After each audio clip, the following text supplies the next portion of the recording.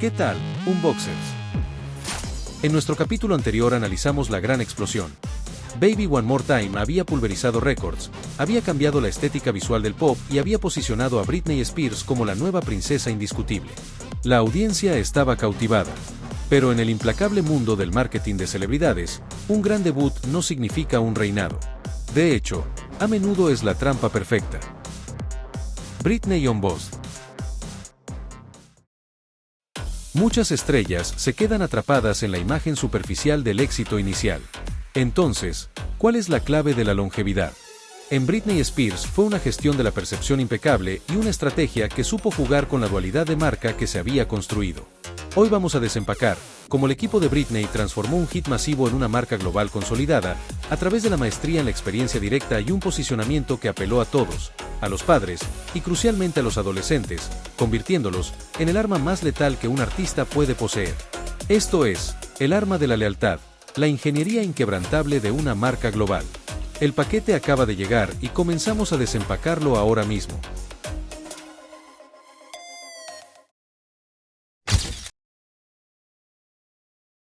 Hi, I'm Britney Spears, and right now I'm about to show you backstage on my tour. Alrighty? El posicionamiento de la marca Britney Spears fue, en sí mismo, un ejercicio brillante de gestión de la percepción, tan delicado como brillante. Como hemos planteado anteriormente, no buscaron simplemente otra cantante, buscaron un arquetipo. La figura de la inocencia seductora estaba ahí. Era el pilar central de la marca, y su equilibrio fue fundamental. Pero la estrategia no buscó establecer un arquetipo inalcanzable, como las divas que ya existían. Britney era la chica de al lado. Una figura juvenil, dulce y con una aparente vulnerabilidad que resonaba con los adolescentes. Sus letras hablaban de desamor de una forma que se sentía íntima y sugería a su público que ella era una amiga tan cercana que podía entender sus emociones, generando una identificación y haciéndola una figura aspiracional. Britney inspiraba admiración y un deseo de emulación como ninguna otra estrella pop de la época. Esto fue fundamental para su atractivo masivo. Profundicemos en esa dualidad. Por un lado, se presentaba una Britney juvenil, fresca, con un encanto dulce y esa vulnerabilidad. Pero por otro lado, esta inocencia estaba calculadamente velada por un creciente toque de sensualidad. Así como con la voz, las letras, las portadas y el videoclip, el estilismo y la indumentaria en esta etapa temprana, también fueron parte de la materialización visual de la marca. Más allá del icónico uniforme de colegiala, era todo lo que usaba tanto en entrevistas, portadas de revistas, como en presentaciones en vivo. Los crop tops combinados con pantalones de tiro bajo, o los conjuntos deportivos y sparkly de sus performances, se convirtieron en su sello distintivo. No eran solo tendencias de moda, eran extensiones visuales de su personalidad juvenil, enérgica y accesible, pero con un toque de dulzura que velaba una emergente sensualidad. Este equilibrio fue un gancho perfecto para el mercado. A los adolescentes les atraía el riesgo sutil, y a los padres, les daba una figura de juventud sana y menos controversial en comparación con otras estrellas emergentes o las ya consolidadas de la época. Era una estrategia win-win que garantizaba la aceptación transgeneracional. Cada aparición, cada fotografía promocional, era una imagen cuidadosamente curada y replicable, demostrando que Britney Spears era la precursora y la principal fuerza impulsora que inspiraría la moda en las apariciones públicas de las cantantes femeninas en esa nueva etapa del pop. Esta construcción no era solo sobre su música o su baile, era una estrategia holística de 360 grados. La visión de Jive Records no era solo un éxito doméstico, era un lanzamiento global. La marca Britney Spears debía convertirse en un fenómeno cultural ubicuo. La música de Britney no solo sonaba bien en la radio estadounidense, estaba diseñada para ser universalmente pegadiza. Quien no conectaba con el mensaje de la letra, conectaba con la melodía que era difícil no tararearla. Sus videoclips eran un lenguaje visual que trascendía las barreras culturales, y su imagen era fácilmente exportable ya que podía conectar con la audiencia juvenil en cualquier parte del mundo sin importar el idioma. Por esa razón invirtieron fuertemente en su promoción internacional para que Britney se convirtiera en un nombre familiar en todos los continentes, asegurando que su música y su imagen fueran tan presentes en Europa, Asia o América Latina como lo eran en Norteamérica, y cimentar su estatus como una estrella verdaderamente mundial. Esto fue parte clave de la estrategia para maximizar el retorno de la inversión.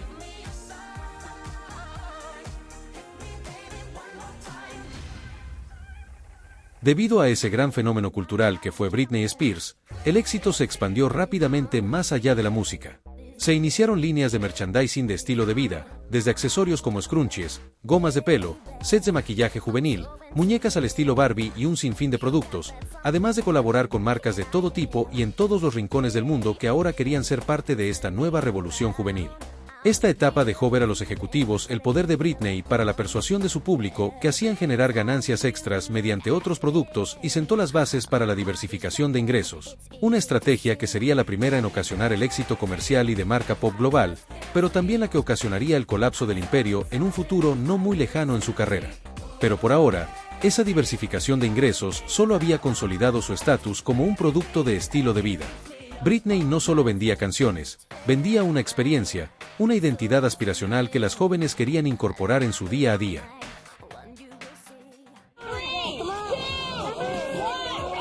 Para que eso funcionara al 100%, era crucial asegurar que la marca se arraigara de forma indeleble en la memoria colectiva, así que el equipo de marketing implementó una estrategia de proximidad y experiencia de marca inmersiva. El objetivo era forjar un vínculo personal que transformara a los oyentes pasivos en verdaderos embajadores de la marca. Y aquí está la jugada maestra, la que demuestra la visión a largo plazo y la frialdad estratégica de Jive Records. Esta conexión profunda con su audiencia, esta lealtad inquebrantable, no se forjó después del éxito de Baby One More Time, como cabría esperar. Para sorpresa de todos, debemos desvelar que empezó mucho antes del lanzamiento oficial del álbum, incluso, mucho antes del lanzamiento oficial del sencillo debut. Jive Records optó por la creación de anticipación, no solo querían lanzar una canción, querían crear un evento. Mientras el público aún no se imaginaba el impacto musical que se avecinaba con el sencillo, Britney se embarcó en extensas giras promocionales por centros comerciales y patios de comidas de Norteamérica, conocidas como el L'Oreal Hair Zone Mall Tour. Esta fue una jugada maestra de marketing de guerrilla y activismo de marca. La gira precedió el lanzamiento oficial del álbum, ayudando a crear una expectativa apasionada para su debut. Lo crucial es el entorno de ejecución, el Mall Tour, ya que esto permitió a los fans verla, escucharla y sentir su energía en un entorno accesible, familiar y no intimidante. Fue la encarnación del sueño pop, al alcance de la mano. Estos Mall Tours forjaron un vínculo emocional directo, cimentando su estatus como una chica real a pesar de su fama emergente.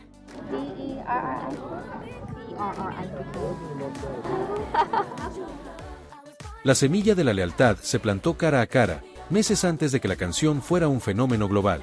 Promocionar la canción y parte del álbum en una gira por centros comerciales y patios de comida de Norteamérica sirvió como un test de mercado encubierto. Esto les permitió medir la reacción del público en un entorno real y generar el boca a boca antes de invertir en una campaña publicitaria masiva. Britney Spears, Baby One More Time. Reserve your copy for January 12th shipping. You must be 18 to call. Hi, Britney Spears, and I'm so happy to be here today in Lake Park, so thanks for coming. Como la canción se dio a conocer en vivo durante meses, cuando llegó el lanzamiento oficial del sencillo en septiembre de 1998, se convirtió en la culminación de esa historia de anticipación.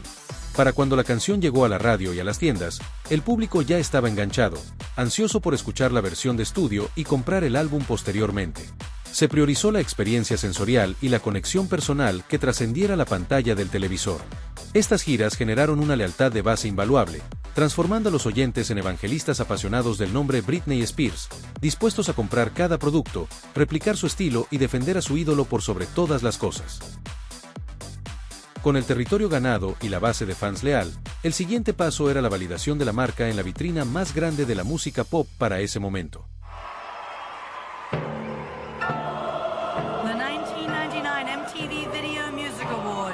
El equipo de Britney Spears aprovechó ese impacto inicial y así estrechar relaciones con otra gran marca del mundo del entretenimiento, y quien dictaba lo que era cultura pop y lo que no.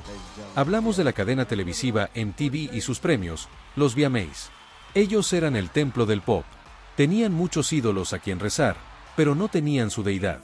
El equipo estratégico aseguró la plataforma de los Video Music Awards para seguir posicionando a Britney como la precursora de todo ese ecosistema que habían creado y forjando uno de los lazos de negocios más duraderos y exitosos de la industria, creando una simbiosis perfecta entre ambas marcas, una colaboración que el mundo entero amaría por muchos años, y que perdura hasta la actualidad.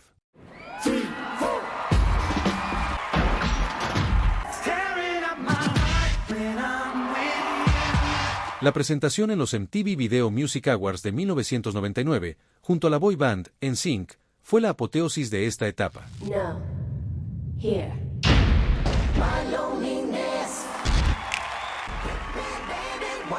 No fue solo un show, fue la consolidación de la marca frente a una audiencia global. Britney, vestida con un atuendo audaz, subió al escenario decorado como su icónico videoclip para interpretar un remix electrizante de su hit Baby One More Time, con una coreografía aún más impresionante que la de su video, llenando de energía a todos los presentes en el recinto, dejándole ver al mundo lo que era capaz de generar en la audiencia con una presentación en vivo y creando expectativas sobre lo que podría llegar a ofrecer en una gira. Esta exhibición de carisma, talento y la poderosa imagen de la marca fue una gran producción teatral que para millones de espectadores confirmó varias cosas: que Britney no era una moda pasajera, que dominaba el escenario a la perfección, que conectaba con el público presente y, aún más importante, con los millones de televidentes en casa, y que era una fuerza imparable en la música pop. Así como lo hicieron con los Backstreet Boys, una vez más el ojo bien estudiado de los ejecutivos de Jive Records para seleccionar a un talento queda demostrado. Poseían un conocimiento impecable del mercado en el que invertían, ya que vieron en ella el carisma, vieron ese dominio del escenario que forjó durante gran parte de su vida. Y sin ese carisma que era natural en la persona Britney Spears, no se hubiese completado la ecuación. La narrativa aspiracional se había materializado. Así, el debut de Britney Spears no se basó solo en un hit, sino en una estrategia holística que invirtió en talento real, construcción vocal, dirección visual de vanguardia y un activismo de marca a nivel de base con resultados récord. Fue la transformación de una artista en un imperio imparable. Pero aunque ya sabemos que una marca no es nada sin un producto diferenciador, como ya analizamos en nuestro capítulo 1 con la Baby Voice, para Britney Spears no hubo uno, sino dos factores de diferenciación, ya que aprovecharon al máximo todas las capacidades y talentos que la artista poseía. Además de que fue la herramienta de marketing más potente que tenían a disposición y la que definió una ley no escrita para las futuras solistas adolescentes. Un factor que aún sigue siendo el motor de las estrellas pop actuales. ¿Cuál fue ese factor X que ayudó a contribuir en la marca Britney Spears? En nuestro próximo capítulo.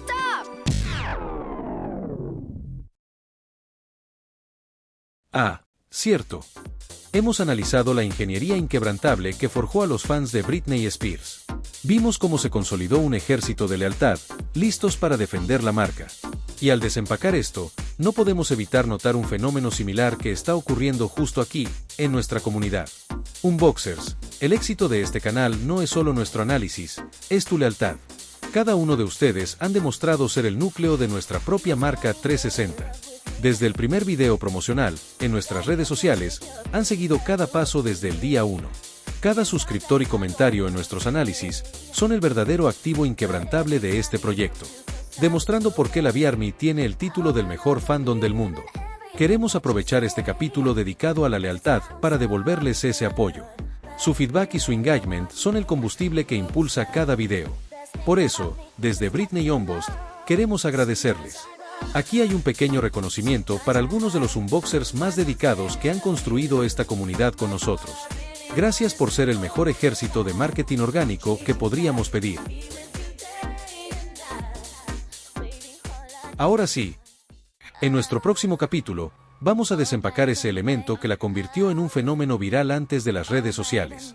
Hablaremos de el baile como herramienta masiva de marketing y engagement, un capítulo que cambiará tu perspectiva sobre el performance en el pop.